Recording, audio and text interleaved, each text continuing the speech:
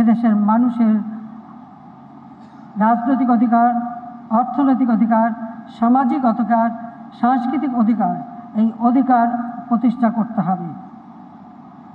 এবং আমাদের এই দেশ বিশ্বের কাছে করুণার পাত্র হবে না, ভিক্ষা চেয়ে চলবে না, মাথা উঁচু করে মর্যাদা নিয়ে চলবে।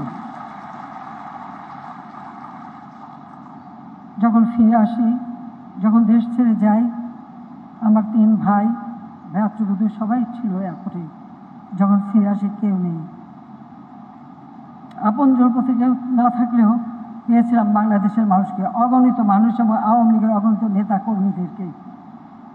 সেই মানুষই আমার একমাত্র শক্তি, আর সেই মানুষগুলির জন্যই আমার সব পদক্ষেপ নেওয়া, কাজ করা।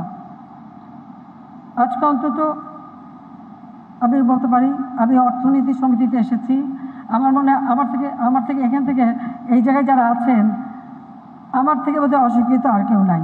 কারণ আমি তো অর্থনীতিবিদও না, এত বড় বড় ডিগ্রিও নাই, আবার এত পড়াশোনাও নাই। হ্যাঁ, আমি ঢাকা ইউনিভার্সিটির ছাত্রী, ঢাকা ইউনিভার্সিটি থেকে বিএ পাস করছি, মাস্টার্সের ছাত্রী ছিলাম, পরীক্ষা দিতে পারিনি। 75 যেহেতু আসতে পারিনি দেশে, তখন আর পরীক্ষা দেওয়া আমার হয়নি। কিন্তু আমি একটা জিনিস বুঝি, হয়তো অর্থনীতি অত বড় বড় সংজ্ঞা আমি বুঝবো না, কিন্তু আমি একটা জিনিস বুঝি যে মানুষের জন্য কাজ করতে হবে। মানুষ কি পেল সেটা দেখতে হবে, মানুষের কল্যাণে কি করণীয় সেটা করতে হবে। যা আমি শিখেছিলাম আমার বাবার কাছ থেকে।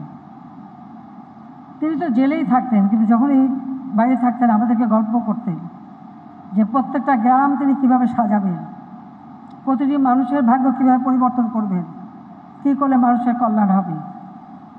এবং স্বাধীনতা সংগ্রাম তিনি করেছিলেন, কিন্তু তিনি যে এই দেশটাকে স্বাধীন করবেন এই প্রত্যয় ছিল তার।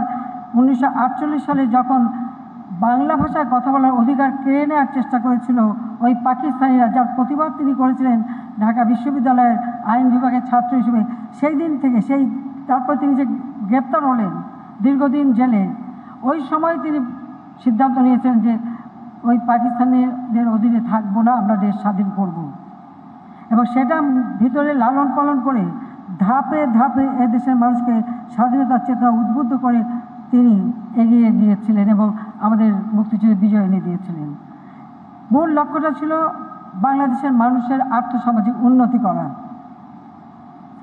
কাজে সেই কাজটা তিনি সম্পূর্ণ করে যেতে পারলেন না, কিন্তু তিনি তো পথ দেখিয়ে গেছেন। এবং আমাদের প্রতিটি কাজের যে ভিত্তিটা সেটা কিন্তু তিনি তৈরি করে দিয়ে গেছেন।